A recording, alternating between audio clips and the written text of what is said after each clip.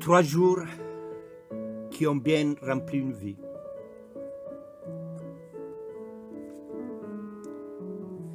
Après avoir passé toute la journée devant un tribunal du sud d'Italie, à crier très fort, très fort, uccidere i fascisti non è reato, Marini sarai liberato. Parmi les centaines de jeunes anarchistes venus de plusieurs villes pour faire entendre leur voix antifasciste, je m'en souviens plus particulièrement de 2 d'entre eux. Elle était descendue de la capitale de l'anarchie, fille d'un militant anarchiste et par conséquent antifasciste sicilien, ayant passé 13 ans de sa vie sur une île, une sorte de prison à ciel ouvert, ainsi qu'entre 4 murs et ses fenêtres grillagées. Elle était née dans la famille anarchiste qui comptait non seulement les militants et les militantes italiennes, mais celle plus large où se mélangeaient allègrement personnes issues de plusieurs régions du monde entier. C'est ainsi que depuis toujours avait participé à des événements organisés par son entourage, et puis, en grandissant, avec sa propre contribution, ainsi que celle de sa sœur jumelle.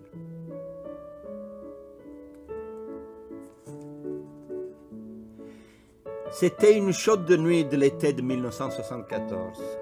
Ces 2 jeunes gens qui s'étaient regardés dans les yeux pleins de désir pendant toute la journée, le soir venu, choisirent de se mettre quelque peu à l'écart des champs qui avaient été occupés pour y planter leur tente.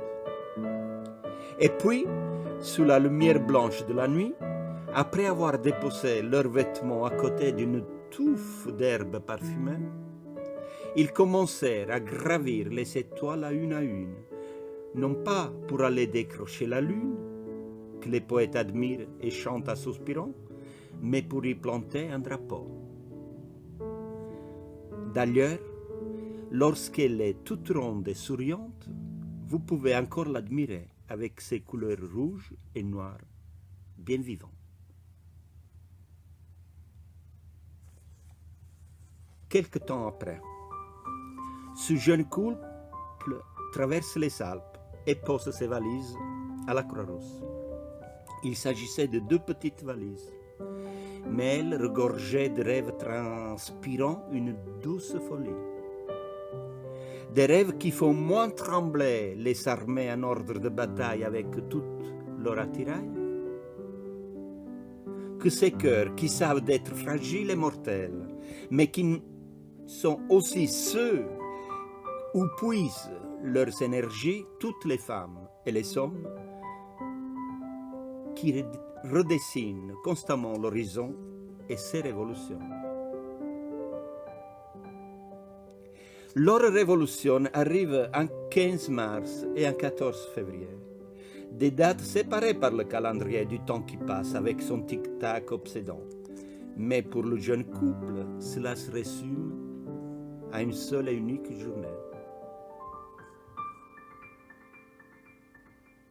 Ce jour-là est le cri de douleur et de joie, car de ses entrailles ont jailli 2 petites filles. 2 petites filles qui, à leur tour, vont rejoindre en quelques heures la ribambelle anarchiste des pentes.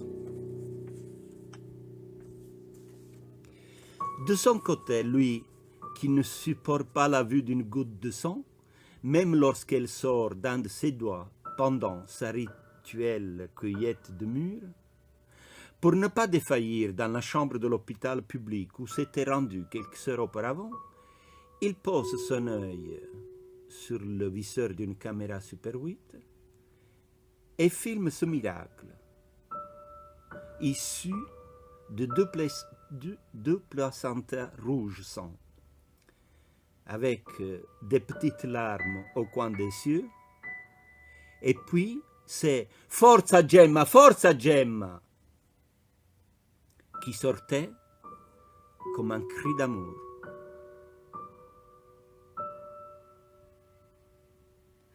4500 manifestations plus tard, après avoir monté sur le ring, fait face aux jours de tempête, survécu aux choix précaires de l'engagement au quotidien, visant la recherche d'un paradis sur terre. Après avoir vu la chair de leur chair offrir à la ribambelle, anarchistes des pentes des villes urbaines, 5 autres rebelles aux injonctions parentales, 4501 manifestations après, disais-je, ce vieux couple d'ex, comme j'ai horreur d'écrire ce mot, ex. Ce couple, ce court dimanche de novembre, après la sieste, est allé se promener montée de la Grande Côte. Et voici le compte-rendu de cette promenade que les pierres vivantes des pentes a bien voulu nous rapporter. Lui, veux-tu une glace? Elle, oui, mais je vais payer avec ma carte. Je peux? Lui, bien sûr que tu peux. Te rappelles-tu du code? Elle, 2357. È vero? Lui, si, bravo. Elle, je veux stracciatelle et citron. C'est ce que je veux. Et tout? Le vieux couple, avec leurs 2 cornets à la main, sort de la gelateria et s'assoit dehors. Le magasin pour déguster la glace fabriquée avec des produits biologiques et de saison. Ils sont concentrés sur leur glace et contents de respirer l'air de leur ancien quartier. Des amis passent, lancent des saluts bien chaleureux. Des jeunes personnes inconnues regardent avec tendresse ces 2 personnes âgées, dégustant leur glace comme des enfants. Et vraiment contents. Des doux sourires s'engagent alors entre ces mondes qui se côtoient sans la barrière de l'âge. Il n'y a que de l'amour. L'amour pour la vie, qui file la soie des souvenirs et tresse ses caresses sans fin.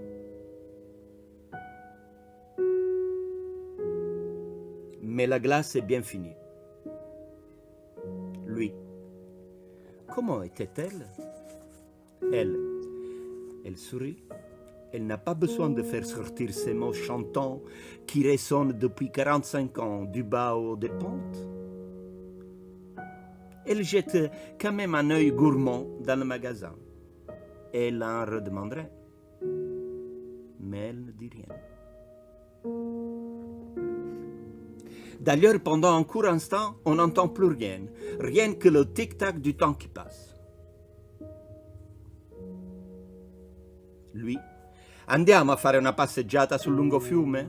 Lance-t-il vers la tête blanche de sa vieille amie. Elle, no, sono stanca, voglio ritornare a casa. S'il te plaît. S'il te plaît. Come vuoi. Alors le vieux couple remonte une partie de la montée, rejoint rue Burdeau et tourne à droite. Elle, mais c'était là qu'il y avait au bout du canon. Lui, oui, un peu plus loin. Elle, et rupture existe toujours. Et l'ancienneté, et l'imprimerie AIPN. Lui indique les portes des locaux où une longue histoire militante a planté ses racines et fait naître de nombreuses initiatives, événements, apporter de la lymphe pour résister, créer, pour voir toujours plus loin. Et puis, il lui demande, « Te souviens-tu où nous habitions lorsque nous sommes arrivés ici ?» Elle, ça devait être par là. Non è vero, dimmi. Lui, al numero 40. Guarda, al 4° piano, lassù. Elle, davvero? Oui, c'est cela. Je me souviens de la boulangère qui était au rez-de-chaussée. Ti ricordi? encore quelques pas et le vieux couple rejoint l'autre montée, la Saint-Sébastien, au numéro 24. Elle se presse à composer le code qu'elle connaît encore par cœur. Elle a hâte de rentrer chez elle. Lui, en retenant la porte, lui dit « Buonanotte ». « Buonanotte, Gemma ». Elle « Sono stanca, grazie. Scusami, sai ». Lui di niente. Sono contento della passeggiata et del gelato. Mais dis-moi, Gemma, avant de fermer la porte, que voudrais-tu dire à tous tes amis qui sont là aujourd'hui pour toi? Elle. Viamo. Forte. Forte. Forte.